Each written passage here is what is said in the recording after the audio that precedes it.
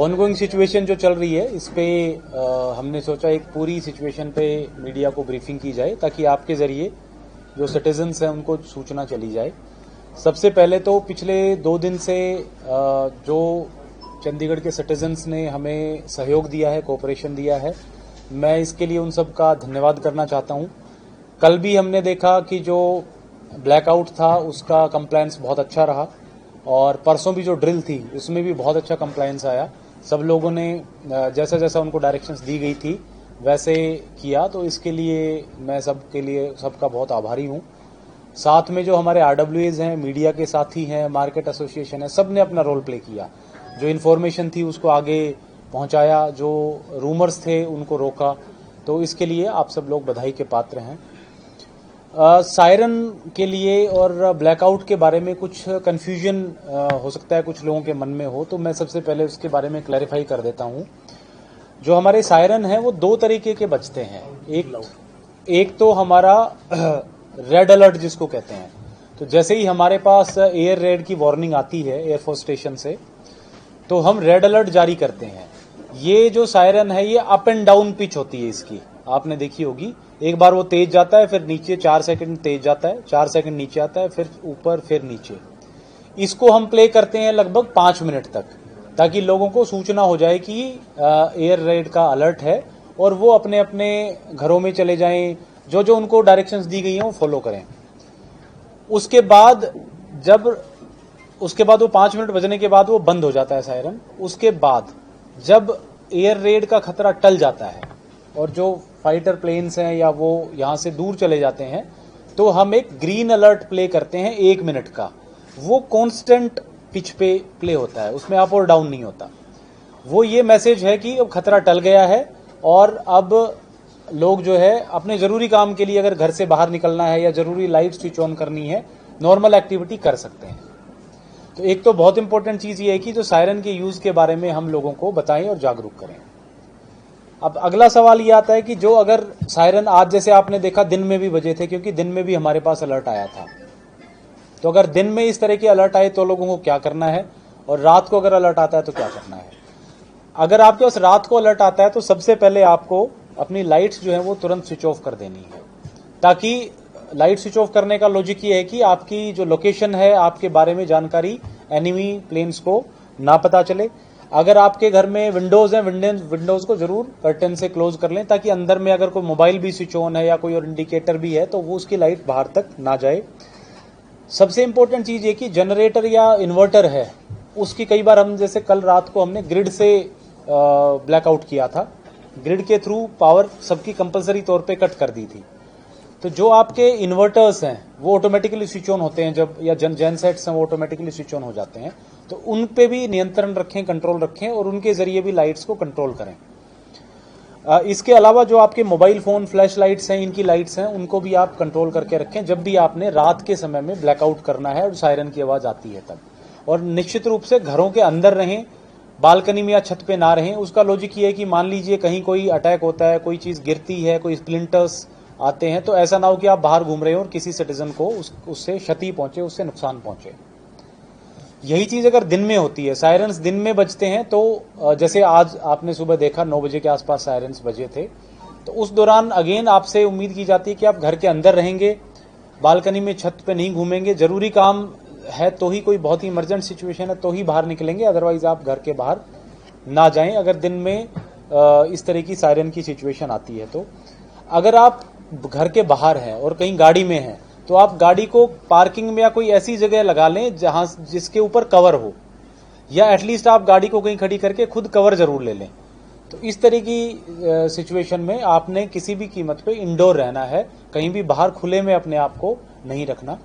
तो ये dos and don'ts थे कि किस प्रकार से अगर डे टाइम में सायरन की आवाज सुनाई देती है या रात के समय पे एयर रेड की वार्निंग आती है तो कैसे एक्ट करना है। मैं इसके इन्फोग्राफिक्स और बाकी डिटेल्स भी हम आपने देखे होंगे, मीडिया के थ्रू आपसे शेयर किए थे और ट्विटर और सोशल मीडिया ग्रुप्स पे भी हमने डाले हैं। काइंडली ये आम जन तक ये सूचना जरूर पहुंचाएं। एक और मेरी रिक्वेस्ट आप लोगों से रहेगी रूमर्स की। बहुत सारे रूमर सुनने को मिलते हैं कि फलां चीज बंद कर दी गई है, वहां पे वो अटैक हो गया है, वहां पे गिर गया है, ऐसी सिचुएशन में रूमर्स हमें बिल्कुल भी नहीं स्प्रेड करने। हमारे जो ऑफिशियल प्रेस रिलीज जाती है या ऑफिशियल हमारे सोशल मीडिया ग्रुप्स हैं, उनके जरिए जो सूचना जाती है उस पर ही बिलीव करें और उसी को आगे फॉरवर्ड करें। रूमर्स को हमें आगे फॉरवर्ड भी नहीं करना नेसेसरी, तो ऑफिशियल प्रेस नोट पे ही आपने ट्रस्ट करना है। कल की जो हमारी एक्सरसाइज हुई या परसों की इवन जो हमारी ड्रिल थी, मॉक ड्रिल थी, उससे हमें कुछ लर्निंग्स हुई हैं, कई चीजें सीखी, पर्टिकुलरली ब्लैकआउट के बारे में।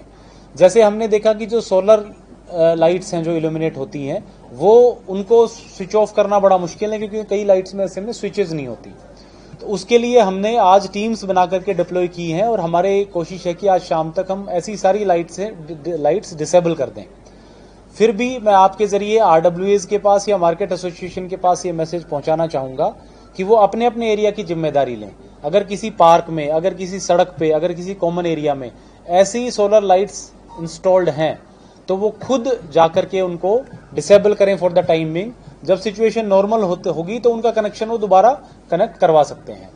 तो ये काइंडली इस पे हमें काम करने की जरूरत है। सिमिलरली जो नाइट विजन कैमरा है, उनमें भी बहुत बारी जब अंधेरा होता है तो ऑटोमेटिकली उनसे इल्यूमिनेशन होता है, उनसे लाइट जलती है, तो वो भी हमें बंद करने की आवश्यकता है। कई सारे मार्केट एरियाज में हमने देखा कि जो होर्डिंग्स हैं मार्केट्स की, जो सेल्फ इल्यूमिनेटेड हैं या पीछे किसी के बल्ब लगा हुआ है, वो भी जली हुई पाई जाती हैं। तो जो हमारे दुकानदार साथी हैं, जो होटल्स, रेस्टोरेंट, बार, इंडस्ट्रीज में लोग हैं, उनसे मैं रिक्वेस्ट करूंगा आपके जरिए कि वो इस पे भी ध्यान दें और इसकी भी कोई व्यवस्था निकालें, ताकि जब भी हमें ब्लैकआउट करना हो तो तुरंत पूर्णतया ब्लैकआउट हो। ब्लिंकर्स जो है वो हमने डिसेबल कर दिए हैं अगेन, तो अब आप देखेंगे कि सड़कों पे मोस्टली ब्लिंकर्स कहीं भी नहीं जलते हुए दिखाई देंगे। एक कंसर्न जो आप लोगों के जरिए हमारे पास पहुंचा था कि कुछ एरियाज में सायरन की आवाज जो है वो बहुत या तो धीमी सुनाई देती है, सुनाई नहीं देती है।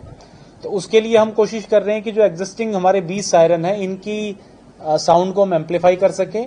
और हमने कुछ नए सायरन्स भी परचेज किए हैं जो कि जल्दी ही 1-2 दिन में हमारे पास आ जाएंगे और उनको हम उन एरियाज में डिप्लॉय कर देंगे जहां पे सायरन्स की प्रेजेंस नहीं है।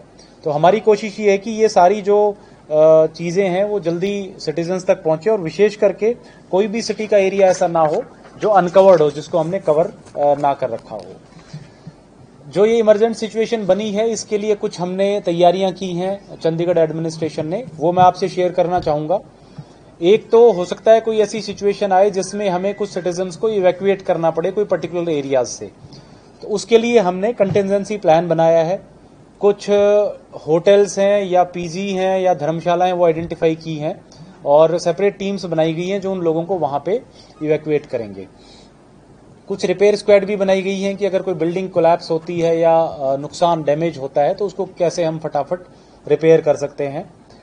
आज हमने एक इसेंशियल कमोडिटीज एक्ट में और बीएनएसएस में ऑर्डर भी किया है, जिसमें जो स्टॉकिंग और होर्डिंग ऑफ फूड ग्रेन्स हैं या डीजल पेट्रोल है, ऐसे इसेंशियल आइटम्स हैं, उन पे हमने प्रतिबंध लगाया है। और ये भी कहा है कि जो होलसेलर्स हैं वो 3 दिन का अपना स्टॉक हर 3 दिन का वो फूड एंड सप्लाईज डिपार्टमेंट के पास जमा कराएंगे। इसका हमारा पर्पज ये है कि कहीं पे भी होर्डिंग की शिकायतें ना आए, क्योंकि आने वाले समय में हो सकता है कि इसकी वजह से कमोडिटी, इसेंशियल कमोडिटीज की कमी पड़ जाए या प्राइसेस बढ़े। तो मैं सब लोगों से यही अपील करूंगा कि मार्केट्स पहले की तरह खुले हैं, सिचुएशंस नॉर्मल हैं, तो होर्डिंग, स्टॉकिंग बिल्कुल ना करें। हमारे यहाँ पे काफी सारे वाइटल इंस्टॉलेशंस हैं, चाहे वो पावर स्टेशंस हों, चाहे ड्रिंकिंग वाटर के लिए वाटर स्टेशंस हों, उन सब की सिक्योरिटी हमने बढ़ा दी है ताकि वहां पे किसी प्रकार की कोई अनहोनी घटना बिल्कुल ना हो। जो हमारे यूटी एडमिनिस्ट्रेशन के अधिकारी थे और कर्मचारी थे, विशेष करके जो इमरजेंसी ड्यूटीज में लगे थे, हमने उनको कहा है कि छुट्टियों के दिन भी वो काम करेंगे और 24 घंटे अवेलेबल रहेंगे, ताकि उनकी सुविधाएं जब हमें जरूरत पड़े तब हम ले सकें। आप सब लोगों को मालूम ही है स्कूल्स के बारे में कि कल हमने रात को कॉल ले लिया था कि 2 दिन के लिए, आज के लिए यानी फ्राइडे और सैटरडे, दोनों दिन स्कूल्स बंद रहेंगे, आंगनवाड़ी सेंटर्स भी हमारे बंद रहेंगे। आगे मंडे के बाद स्कूल्स का क्या होगा उसका फर्दर जैसी संडे या मंडे को सिचुएशन बनेगी उसके बाद उसका फैसला लेंगे। कोचिंग इंस्टीट्यूट्स भी जो 12th तक के बच्चों को केटर करते हैं वो सारे बंद रहेंगे। कॉलेजेस के बारे में हमने अभी डिसीजन नहीं लिया है, उस पर हम अभी उस पर थिंकिंग भी कर रहे हैं, आगे वर्क भी कर रहे हैं, क्योंकि कई जगह पे अभी एग्जाम्स भी चल रहे हैं, कई अलग अलग तरह की कॉम्प्लिकेशंस है। बट 12वीं तक के सेकेंडरी सीनियर सेकेंडरी लेवल तक के जो स्कूल्स हैं और कोचिंग